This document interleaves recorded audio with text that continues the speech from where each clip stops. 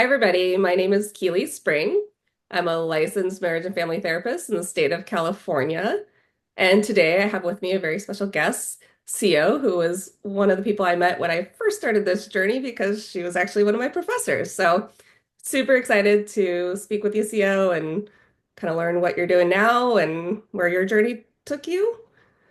So to that end, if you could introduce yourself, kind of the work that you do, your niches, populations that you work with, and we'll kind of start there. Yeah, Kaylee, thank you for having me on your program today. Super exciting to be able to just normalize mental health for everybody and Yes, to know that, we want our doors to be open. for sure. So I'm a marriage family therapist in California, Texas, and Hawaii, and a licensed professional clinical counselor in California. Um, but I, or not but, and I have a small private practice in Emeryville and virtually in Texas and in Hawaii. But I kind of do a whole bunch of things that I don't know how much you want me to share or not. Please share. Because I remember your journey. You kind of left to go get PhD, right? And take a different kind of angle towards the clinical work. Yeah, so my doctorate is in nursing science and healthcare leadership from UC Davis, and we were one of the very early programs. We were just the second cohort for the entire school of nursing. So that was kind of exciting. And you didn't have to be a nurse to get the degree in nursing science and healthcare leadership, which was great because I was able to develop and test my initial versions of my Got This app to see if we could take eye movement desensitization and reprocessing forward in an entire group setting, but with everybody on their own devices. And it turned out it worked and it helped lower test taking anxiety and boost confidence in as little as a minute. Oh my goodness. I know. And at the same time, after I graduated, my aunt died, and that was terrible, terrible. But we were able to start a foundation originally in her name, and now it's called the Be It Foundation. And so we have created pathways for mental health resilience in South Texas. So, Interesting. Why South Texas? well, that's where my family is originally from and where she was from. And then the second large endowment that came to create the foundation um, are the Vester Family Fund. They're also from Texas. So we've been using South Texas as a pilot area to see if we can create biospheres of resilience that just keep self-propagating and paying it forward. And it turns out, I mean, we only started our first cohort in 2021. And after three cohorts, we're kind of exploding and growing really quickly. So it turns out we can, and we can build that biosphere really fast. And it's been amazing. Nice. Nice. And so if somebody is in South Texas and they wanted to be a part of it, would they just reach out on a website or Yeah, how does somebody get involved? they can go to the beitfoundation.org. They could also just email me, CIO at beitfoundation.org, and I can certainly connect you. And if you want to volunteer, we're open for everything. We're running it virtually, so any help is great. Nice, nice. So maybe, Seal, could you share a little bit more too about how you decided to even become a clinician in the first place? So besides this kind of later part of your journey, what was the earlier part of the journey? How did you, you know, decide this was the path? Man, that is such a good question. I could answer it in two different ways. The earliest way that I am getting in my gut right now, as you're asking me the question, is more um, like I've always been the one that people call in the family, right? Mhm. Um, you know, people have talked to me about everything, and I kind of figured stuff out for them and held space for them to just be whoever they are. And then I took a class in high school, Mr. Appel, and he taught the elective of psychology at that time.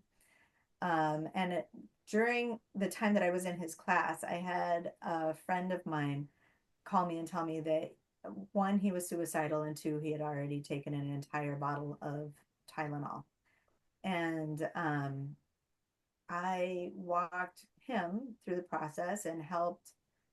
Here I am, I'm like 17, right? And I'm asking him if I can talk to his mom. And I walked his mom through the process of what was going on as a 17-year-old and what she needed to do. And so that was kind of the early thought. At that time, I still thought I was going to be going to medical school.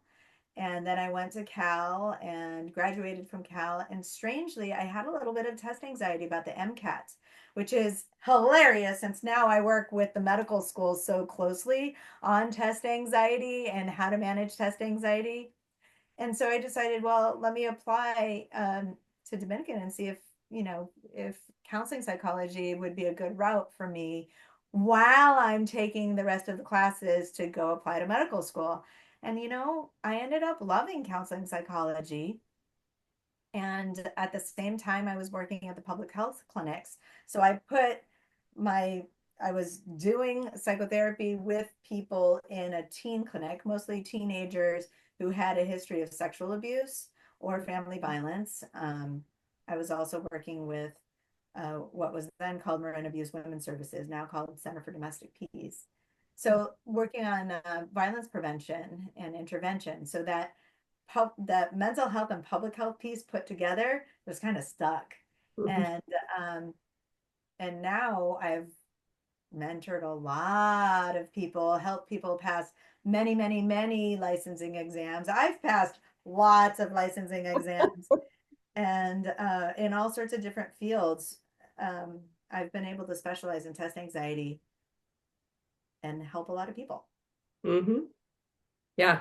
It's funny because you were one of the first people I had to teach me law and ethics, which is arguably not a exciting topic, but I will tell you, Sia, there are still things that you taught me that I still hear your voice being like, don't do this, do this. You know, just say thank you or don't say thank you. Or, there's all these little moments that you shared that still, so you're a very effective teacher, I would say, professor.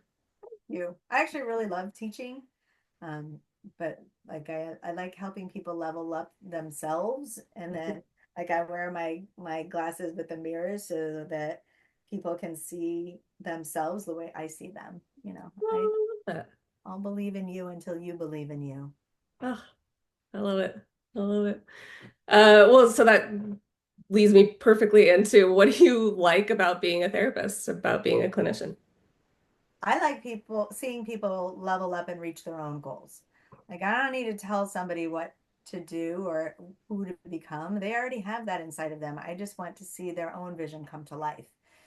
So what that ends up looking like is for me, because I do eye movement desensitization reprocessing, EMDR, it's starting where we are, looking at the things that bump in our way of getting to where we want to go. When was the first time that happened in your life? Clean that up back then because we're not back then anymore. Get people back into the driver's seat of their own lives and then watch them as they create the pathway to the future that they actually desire. Mhm. And I call it mind surgery because it's fast, right? It doesn't have to be years and years and years of therapy before you see a change. Mhm. Mhm. Yeah, I can resonate with that for sure. You mentioned EMDR. What are some of the modalities that you work with people? Um, well, once you uh, this may not sound very nice to your listeners, but once you adaptive information processing and you see that all of our neural pathways connect up to something higher, right? So we make all these connections in our memory networks that link together. Now I've seen all of those modalities that I've taught people to pass their clinical licensing exams over the years. They all fit within an adaptive information processing theory, but it doesn't work the other way around. Hmm. So um, I kind of say once you know that the world isn't flat, there's really no going back, right? So I can uh, I can add any of the other treatment modalities into AIP, which EMDR is an 8-phase protocol that fits under adaptive information processing. Mhm. Basically, you can take maladaptively stored information from the past that isn't serving you anymore and make a new relationship to it so that you can move forward and be able to come in and out of stressful situations much more resiliently and flexibly, right? Hmm. So I tend to specialize in EMDR. I do low energy neurofeedback as well, LENS. And now, actually, just this last weekend, I taught a course in combining the two of EMDR and LENS together. But since I developed the Got This app, I pretty much use Got This with all of my clients as well in shared screens. And then they go and they can use the app on their own in between sessions so that they have tools to boost their resources and can continue to do some resourcing and some EMD and a little bit of EMDR between sessions too. Hmm. Could you speak a little bit more to the lens piece that you just mentioned? Because EMDR has come up a little bit, as a model, so I feel like people might have a little bit of familiarity, but not as much with the lens piece that you just mentioned. Man, lens is like the perfect instrument to basically tell your brain and body that it knows what it needs. So you set up sensors on your head or on your body, and there's a little EEG box that will read that information and then it'll send it back to you a little bit tweaked to be able to promote variability across the low frequencies and to help you um, lift your suppression so that your brain is optimized to be what we all want it to be, able Hmm. to be used the way Hmm. we want to. And is it both, kind of all the modalities you work with? Does it work for any kind of thing that might come up, or is it just, EMDR comes up, for example, a lot with trauma or things like that, but, you know. You can use it for pretty much anything. I have used it for everything under the sun. Stroke recovery, where we're trying to get somebody who's aphasic that hasn't been able to talk for 3 years, talking back online and running his show again the way he's wanted to. Former professional football players who have a lot of chronic pain back into making a new relationship to their bodies, um, and that gladiator mindset to let them know it's okay. And again, I combine the two. For some people, we've just done lens neurofeedback and it has been helpful. But when you combine the two, it's just laser great. There's very little risk Okay. except homeostasis, right? For people who don't want to change, don't come and find me because, like I'm going to ask you to change quickly. And for some people that aren't well enough resourced, we have to spend a lot more time on the resourcing until they're able to tolerate more changes, because when we're talking about change, it's not just in your feelings, right? Where a lot of therapy focuses on feelings. I'm going in with a laser focus on the target that we're working on, the image that is the specific thing that we're focusing on at that moment that brings you back to the memory networks, what you what negative beliefs you have about yourself, what negative emotions come up when you think about that picture, where you feel the negative pieces in your body. And then we flip it to, well, if all those negative things weren't true, what would you like to believe about yourself? And then we rate both the negative emotions, right, related to that image, as well as how much do you believe the positive belief is true when you connect it to the image, the target memory. So then you desensitize that and you work your way through all of the 8 phases through EMDR. But when I add lens neurofeedback to it, many of those processes go much faster. And some people don't really want to change because they get external secondary gains out of either staying sick or they don't know how to be able to accept really that they don't have to live the way that they have been living. Hmm. Yeah. I think of that as almost like the devil you know is easier sometimes than the one you don't know, right? And change can be scary and overwhelming for people because they don't know what that actually looks like, but they know what this looks or feels like.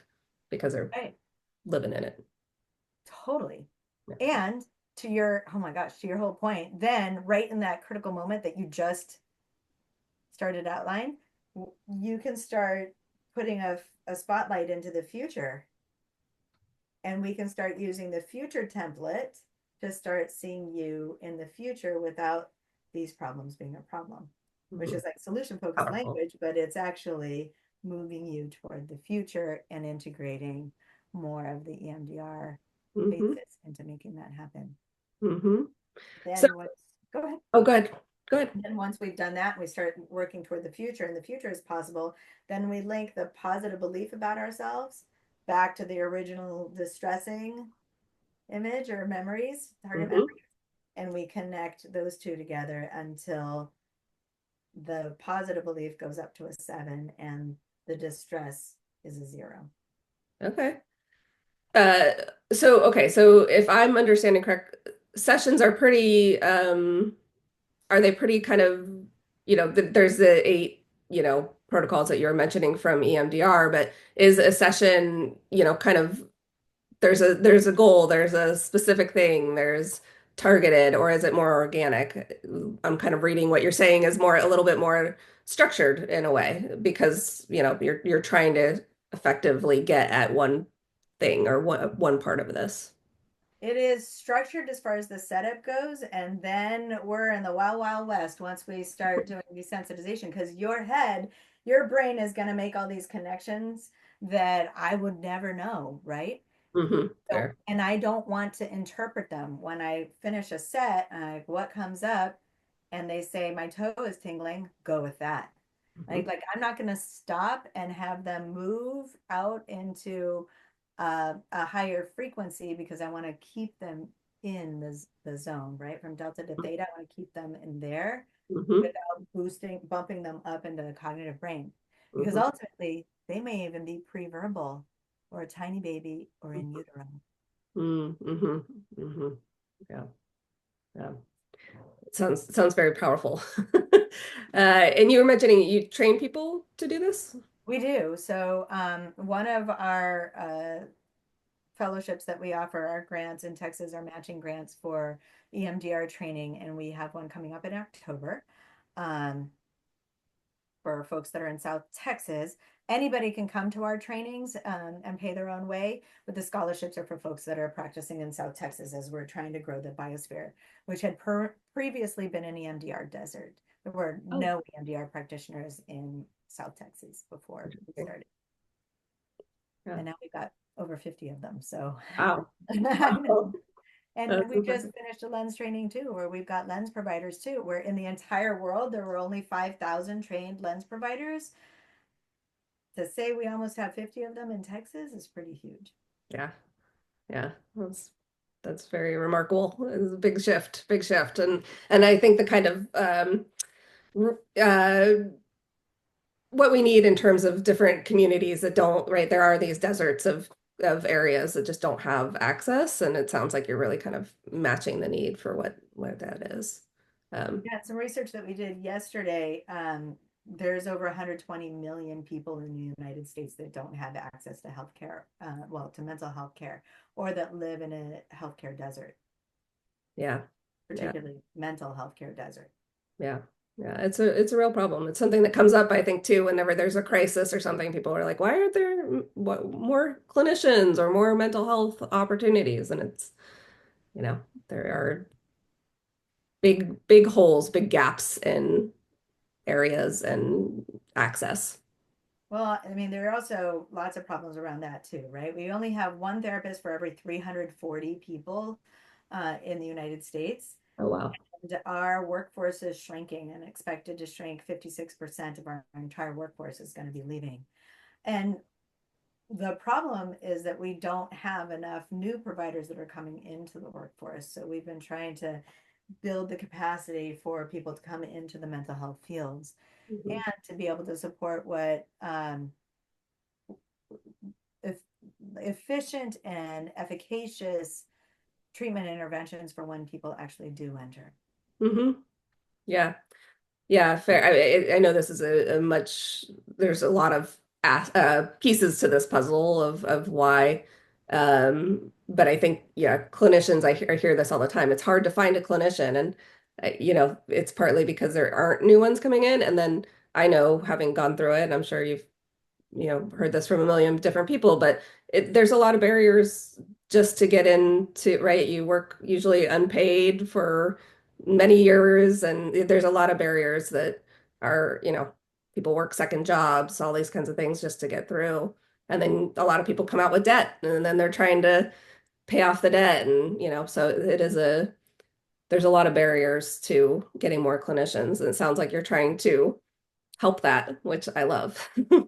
Well, and then if you want to get higher education, for example, if you want to get trained in EMDR, you'll see working backwards, only wealthy people can go to an EMDR therapist because only wealthy therapists can afford to get the training because it's 1,800 bucks plus all of the consultation that you need in order to become basic trained and then certified and to work your way up the EMDR ladder into becoming a consultant and then a trainer. So unless you already have access to resources, it's very difficult to become an EMDR provider, which is why we have so few rather, bilingual providers, so few providers that will cater to the low income community.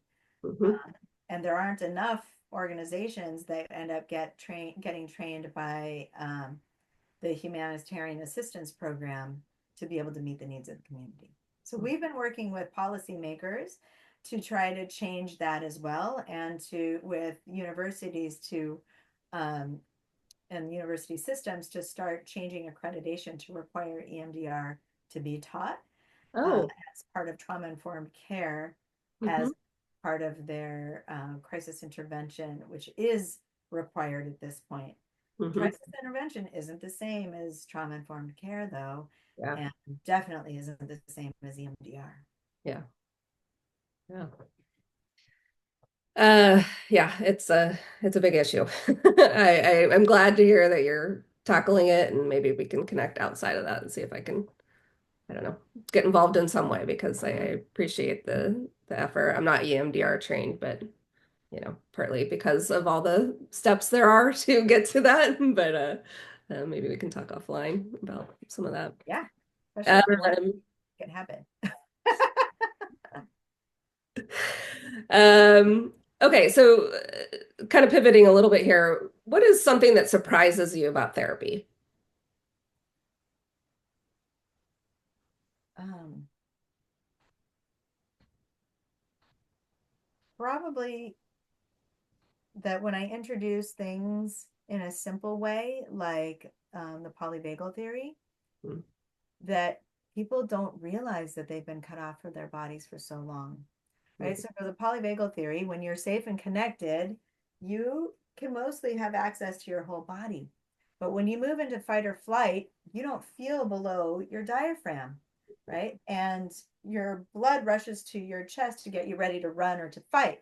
So you don't have, sometimes you have more tingling, or you don't have feeling in your fingers and your feet. The extremities become less important as you're trying to survive, to fight for your life. And then when you move into dorsal vagal shutdown, get tired of running, you get tired of fighting, and you're biologically, in our animal kingdom way, get ready to die. We don't want to feel when the tiger is about to eat us. So we leave our bodies and we don't feel below our neck. Hmm. It's fascinating to see people change their channel. And when their lights turn on, they're like, right, no, I don't feel. And for some of them, that's a badge of honor that they figured out how to leave their bodies Yeah, yeah, instead of making the conditions safe enough to stay in. yeah, yeah, for sure. Very powerful. Very powerful. I'm always amazed by the disconnect people from kind of this, well, I can think it through and da da da, but I don't feel it. I don't, you ask somebody, where are you noticing that in your body? I don't About, know. right? But there's this like real disconnect between staying in the body when things get stressful. Right. Yeah, And that's more dissociation, right? yeah, Leaving the body. yeah. Yeah. Yeah, and even I think too, this comes up a lot around clients I have who have panic, right? And they really don't understand what's going on. And you're right, it's like they can feel their racing heart, they can, have lumps in their throat, all the kind of somatic stuff, but it's all, here. The rest of it is not there. They're not sure why that's happening, right? And there's this whole psychoeducation piece, I feel like, that you're kind of speaking to that is really powerful for people to understand. Yeah, and then teaching people about themselves is fun, right? Yes. And they get hungry to learn a little bit more. And that's not narcissistic. That's beautiful to just educate people in yourself. It's like, it's the psychoeducation is like the neurofeedback, right? I'm just giving you more of yourself back to you so that you can have the tools to be able to tolerate more stress or differently. Hmm. Yeah. Yeah, it's not realistic to think there's not going to ever be stress in your life, right? The goal is not to live a life of stress-free. It's to have tools to manage when those things come up. Dr. David Williams says everybody has stress. The only person that doesn't have stress is dead. True. Okay. Is there something that you wish people knew or understood about therapy, whether personally or professionally, kind of comes up? I think there are a few things. I mean, there are lots of things, but the first thing is that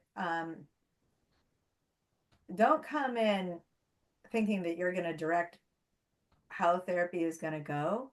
If you do that, it's going to make things much harder, right? Hmm. Often therapy looks like a broken arm. Things get a little bit worse before they start getting better. Hmm. And then the next big thing as far as trusting the process goes, is helping people understand that when you start therapy, it's an everything everywhere all at once process. That we're working on all of these levels, ages, stages, ego states, parts of your body. We're looking at the entire engine, including the conditions around you and your environment, to see how can we help support you to get back into your own driver's seat. Hmm. Hmm. It's often messy and you might have oil spills, and it's all of it is okay and it's going to be okay Hmm. when we create the safe and connected environment for you to be able to heal. Hmm. And Yeah. before you know it, other people will be noticing your changes before you even do. Hmm. Yeah. Yeah. I sometimes think those changes sneak up on people. All of a sudden they're doing something differently and they're like, wait, what? Why? I didn't realize I integrated that into my psyche and my, kind of behaviors until it happened. Yeah. And that if you're not paying attention to all of the moving parts, then you're not really doing therapy, Hmm.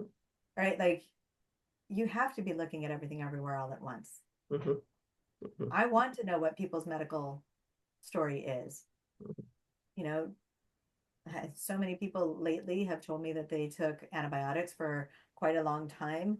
And they like in their early childhood, and they drop it as if it's just a little nothing thing, or it'll pop up during one of the sets. I remember having to take those horrible antibiotics. And I was like, and later on when we are wrapping up, I'm like, how long did you take antibiotics? And because what we now have learned is prolonged exposures to antibiotics can really mess with your emotions, because 90% of our serotonin is produced in our gut. And, getting on a mold toxicity protocol could actually be something that could be beneficial. And that includes what you eat, your increasing oxygen exposure, all of these other things, including EMDR and lens neurofeedback, and all of the other things that we can do to help support getting your gut healthy again, to get your brain and body back online again. Hmm. Yeah. Yeah, I'm always surprised by the lack of information that's out, or not, it's there if you look for it, but that the general public knows about this kind of mind-body connection and all the, there's a lot of CEUs and things now about, the mood connection with food and all that kind of stuff. But I feel like it's, information that's been around for a little while, and it just feels like it's starting to get traction, that people are starting to understand this, especially with the gut. That's one of those major, major areas I feel like that, you know, people don't understand how much that is impactful. So, Exactly. yeah, The foods and moods, right? Like what you eat does impact the way you feel. yeah, for sure, for sure. Okay, so final question in this kind of clinical area.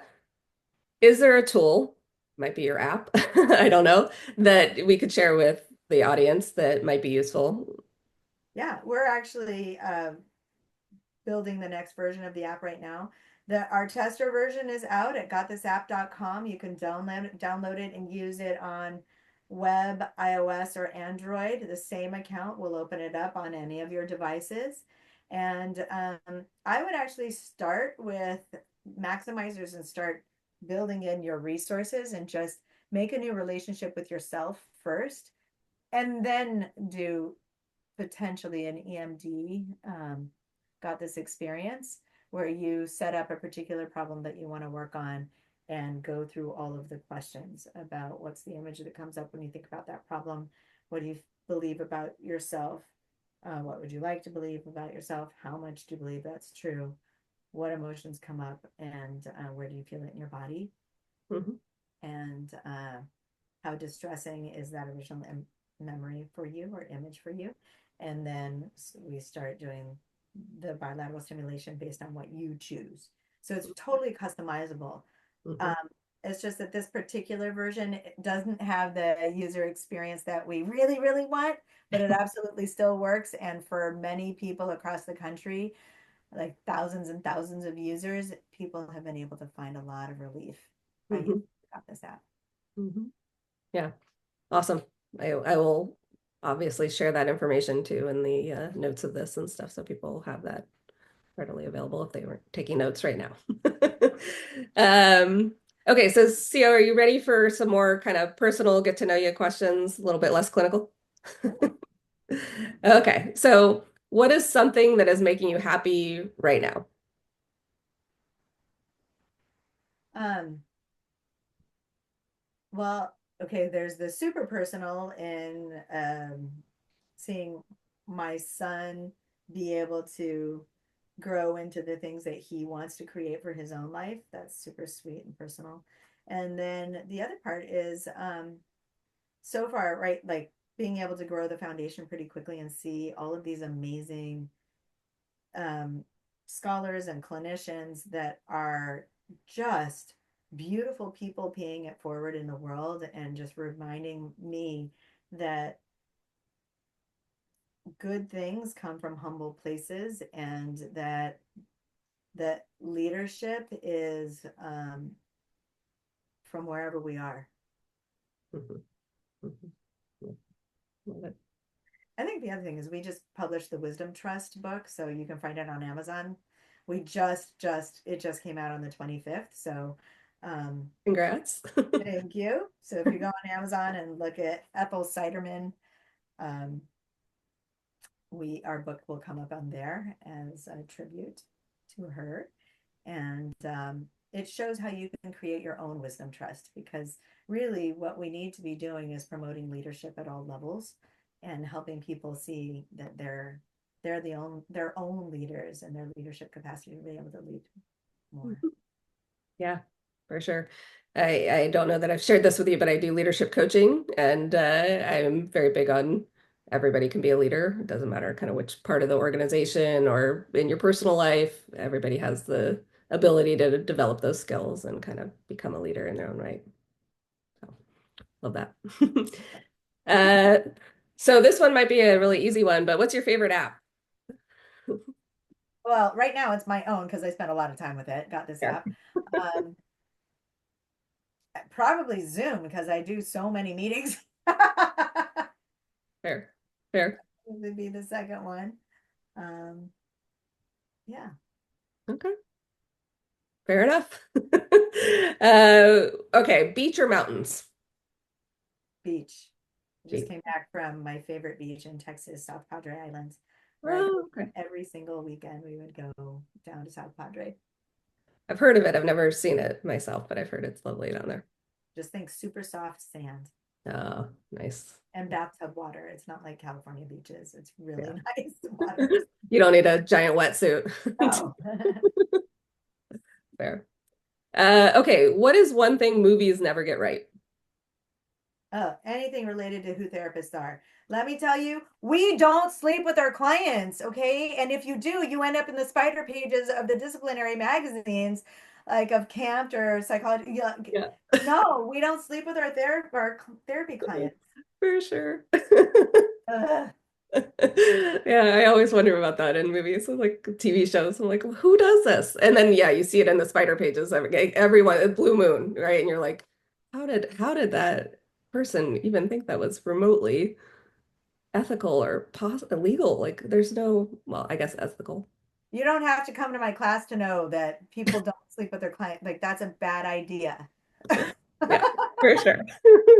It's pretty much a obvious one, but for some reason, I don't know. I think maybe there's like some sort of fantasy out there or something with these directors or whatever. There's some sort of maybe something else that's going on there that's because that does come up in a weird way, I think, in movies.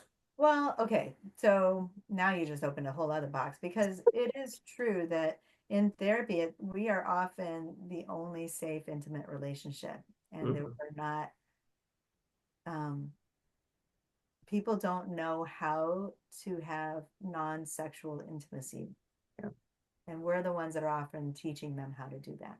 yeah, true. Fair, So I understand how they get there, but fair, it's hard. fair. Yeah. Okay. Best way to relax. Well, I run half marathons with my friends around the world, and that's pretty fun. Which I suppose is not the question you asked, relax. Um, it does not happen very often. Like I can remember the last time was probably in 2018, but really just on a beach with a book. Mm-hmm. Hmm. Do you have a special type of book? Like, are you reading therapy books or, on when you're relaxing, or is it more like fiction or murder mystery, something? Um, was just funny because I end up reading a lot of work related books, yeah, nonfiction, but I like the gamut, right? Like sometimes you need a box of chocolates and a juicy novel that is gonna do nothing for the rest of your life, and that's fine. And sometimes I need to be bolstered in like, yeah, I'm on the right track. And sometimes I need to learn seriously how to build a $1 billion app, right? And so I got to work on that too. So it just kind of depends on what's in my world and what I'm aiming to do. I haven't been reading or listening to enough boxes of chocolates lately, so I think I need to refill my oxytocin bucket. But if you want to know some really good psychology books, I'm your gal. Keep that in mind for sure. But I agree with you. You gotta have that balance, right? Sometimes, you just want to completely not really be thinking about whatever. Oh Enjoying yeah, like I get on an airplane and it's like I've got my Harvard Business Review and People Magazine and they go on the plane together. that. Keep people guessing. They're like, what is she reading? Uh, okay. Well, this kind of leads into that. Dream trip location. Is there somewhere you'd like to go? Um, so that's super complicated because once we scale out of the United States, the next place we're scaling to is in Spanish speaking countries. So right now I can't untangle the travel built from getting the app out there. So in my brain, where like I'm about to go do a training in Peru at a soulful retreat. So I see myself in Peru. I'm going to El Salvador in a couple of weeks where I also train doctors and students. I see myself in Spain getting the app out there. And then my sister lives in New Zealand and another sister's in Hawaii. So I have these beautiful places that I get to go and do work because I already love people there. You know what I mean? For sure, for sure. Yeah, that's quite the different. It's all around the globe. Yeah, yeah. Yeah, it's lovely. Okay, what advice would you give your younger self? Mm. You really are free to be you. Hmm, hmm, It's beautiful. Okay, of the four seasons, which one is your favorite? Well, I was born on the summer solstice, so summer. Summer. Which means spring and summer. Yeah, fair. Yeah, I think summer comes up. We're heading into summer too now. I think there's a lot more sunshine, right? We know light is good for mood and stuff too. I think a lot of people like those Yeah, summer but to months. your last name, I also really love it when all the calla lilies come out in the backyard. So I do love spring, Mm-hmm. Yeah, but that growth, the new growth. yeah, Yeah. yeah. Okay. Three more questions. First one, what would be the worst superhero power to have? Ooh, probably knowing what everyone is thinking, Hmm. Yeah, yeah. because then I would feel like I would have to go in there and clean it up, and that's like too much work. Exhausting. Every person you pass, you're like, okay, here we go again. Yeah, it's bad enough that I do the reverse engineering mind surgery with the neurodevelopmental stages. So is that as soon as I hear somebody say trust, I'm like, oh, what was happening in when your mom was pregnant with you or when you were a tiny baby? And like my brain just goes there. Hmm. I'm not trying to fix you. I'm just like my brain is thinking. Yeah. I think sometimes as a clinician, I try to separate work and home or whatever, but you have so much information, I think, as a clinician about human experience, and we're human and we're out there in the world, and it's this kind of always a struggle to not be trying to, you know, I don't know, help.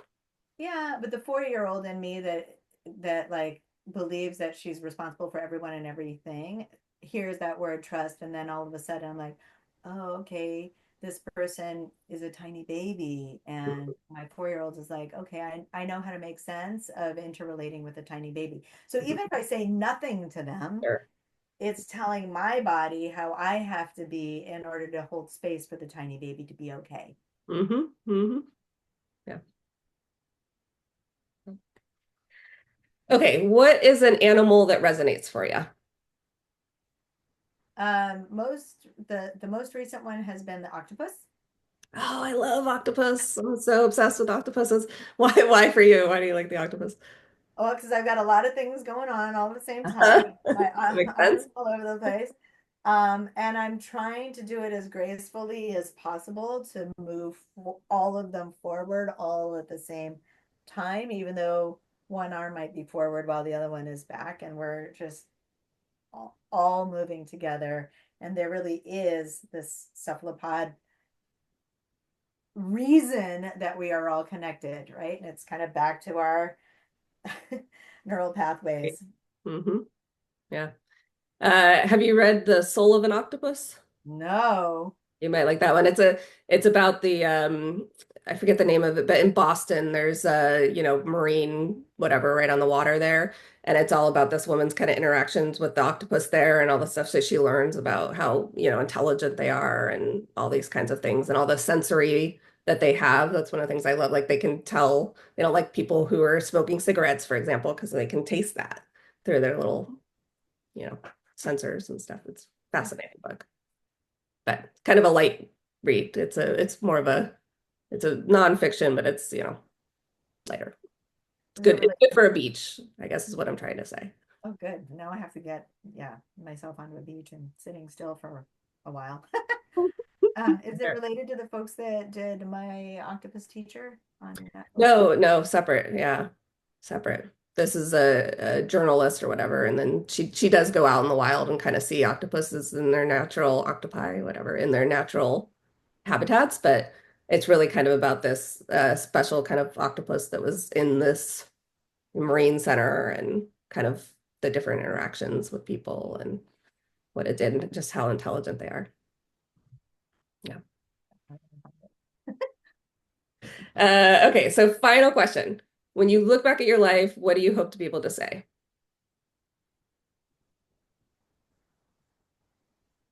Um, oh, so what's coming out could be misconstrued, but it's they're ready. Okay. I don't have to do it all. They're ready, Ah, I got you. Hmm.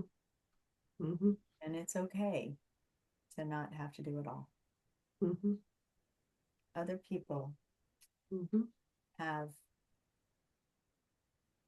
and want to level up Hmm. and become that for the knowledge transfer to get to the next generation after them. Hmm.